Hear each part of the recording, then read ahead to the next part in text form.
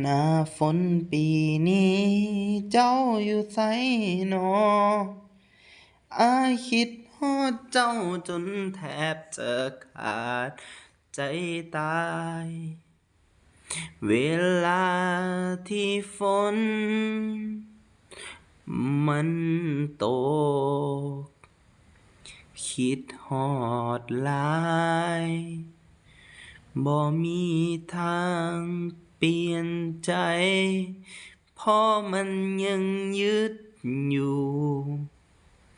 เพราะมันยังรักอยู่ฉันยังรักเธออยู่อีกสักกี่ทีก็ยังรักเธออยู่เหมือนเดิมไม่ว่าจะเป็นหน้าฝนพรำที่มันตกแรงจัดยิ่งคิดและยิ่งเหงาอยู่เหมือนเดิม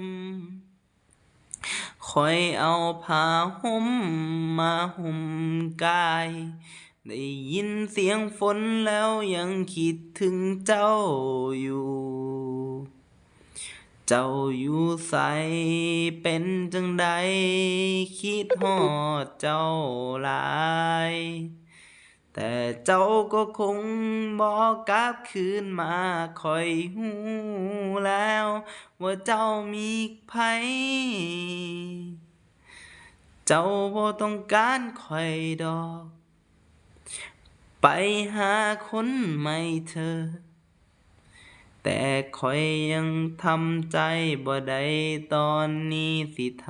ำจั่งใดฝนยิ่งตกยิ่งคิดฮอดเจ้าเสมอ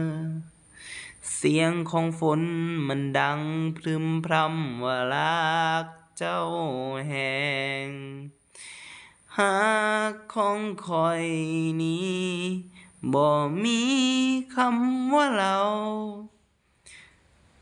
แต่จะมีแค่คำว่าสองเฮาหักกันบ่ได้ซ้ำตีฝนตกแต่ข้อยยังโดดเดี่ยวท่ามกลางผู้คนนับพันที่เขามีคู่ลมด้วยกันข้อยต้องยืนกลางห่มผู้เดียวโดดเดี่ยวเซซัง แต่จะเป็นหยังบ่ได้ดอกข้อยได้ดีก็เพราะเจ้าอย่าโทษตัวเองเลยถ้าเจ้าบ่เห็นค่ามันมันก็ยังเป็นโชคชะตาที่ข้อยได้เจอคนดีๆช่างเช่นเจ้า เจ้าอย่าโทษตัวเองเลยเด้อคำแพง ถ้าเจ้าไปฮอดศาลาอย่าได้กลับมาลาอย่าให้ข้อยต้องไปเห็นน้ำตาเจ้า ฝนมันตกพรำเราก็ควรจะจากบ่แม่นคือจั่งเขารอเจ้าอยู่คือเก่าส่ำนี้ก็พอบ่ต้องเป็นอ้ายแค่นี้ก็พอใจ